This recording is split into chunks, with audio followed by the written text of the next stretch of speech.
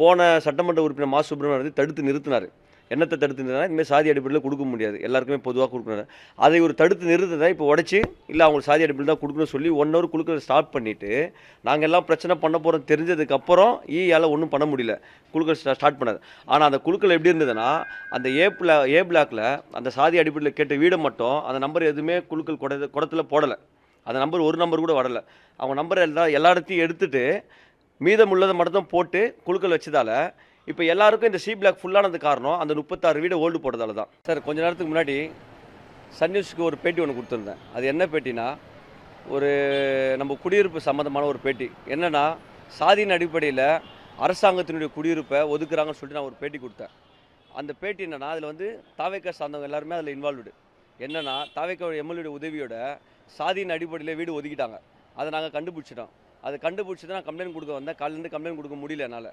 அது என்ன influence use பண்ணாங்கன்னு எனக்கு தெரியல. அதனால் என்ன பண்ணோன்னா, நாங்கள் சன் நியூஸில் பேட்டி கொடுத்துட்டேன். பேட்டி கொடுத்து அடுத்த ஒரு 10 நிமிஷத்தில் டிவிக்கு சார்ந்தவங்க ஒரு 10 பேர் எங்களை வந்து கட்டையை எடுத்துகிட்டு வந்து தாக்க வந்தாங்க. ஒருத்தர் மட்டும் என்னுடைய சட்டையை கையில் பிடிச்சி என்னை அடிச்சார்.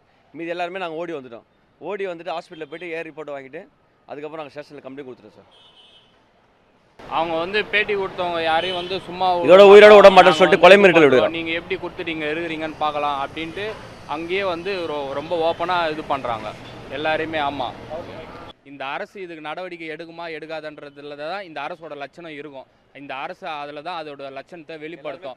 அவ்வளோ நேர்மையாவோ நீ மாற்றத்துக்கான அரசாவோ இருந்தால் இதில் காட்டுவோம் மாற்றத்தை. அதுக்கப்புறமேட்டு வந்து நீங்கள் எல்லாத்துலேயும் பேசலாம். குடிபோதையிலேருந்து கெட்ட வார்த்தை, கேட்க முடியாத வார்த்தை, நல்ல கெட்ட வார்த்தை யூஸ் பண்ணாங்க.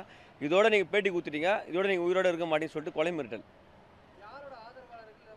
அது அருள் பிரகாஷ் ஆதரவாளர், அருள் பிரகாஷ் எம்எல்ஏ அவருடைய ஆதரவாளர். மூஞ்சே தெரியாமல் ஓட்டு போடுறதுக்கான பலன் இது. அது வரைக்கும் நீங்கள் வந்து அநியாயத்துக்கான அரசு தான் இது.